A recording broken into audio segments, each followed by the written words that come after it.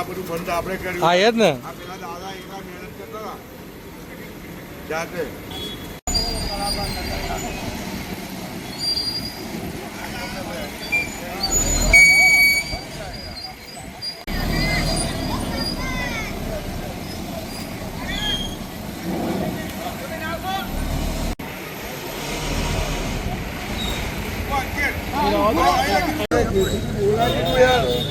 ભાઈ જેસીબી બોલાવેલું છે સંજય આવી ગયું છો જેસીબી.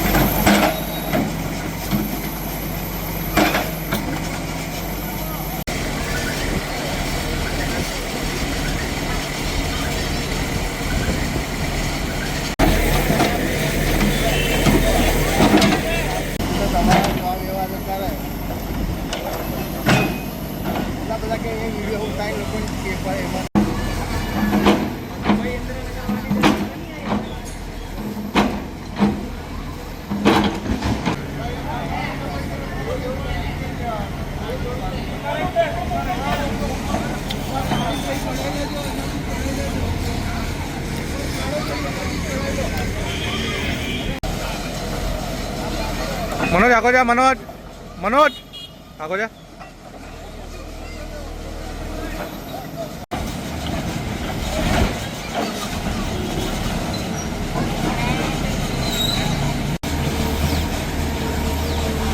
ओए कहीं जा.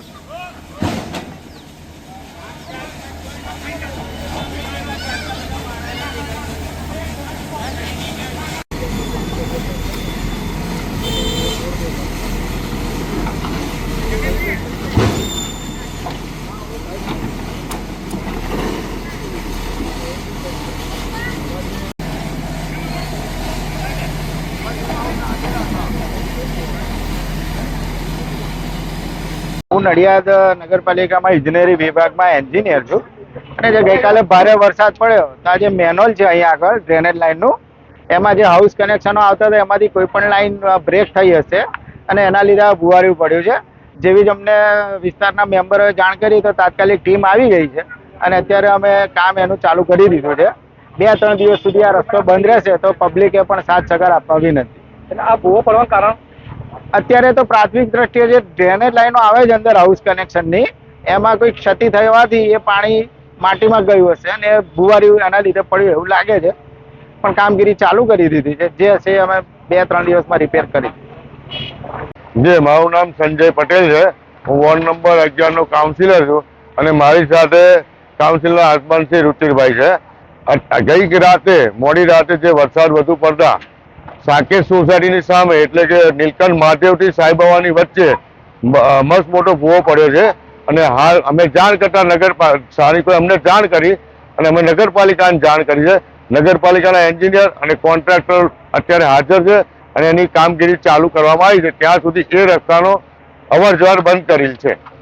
ભૂવો સારા કારણ પડે એવું કઈ જાણવા મળે? ભૂવો વરસાદી લાઈન જે કોઈ હશે એના કારણે કોઈ લીકેજ છે અને શોધે જ અત્યારે કામગીરી ચાલુ છે અને એ કામગીરી પૂર્ણ કરીને જ આ રસ્તો ખોલીશું.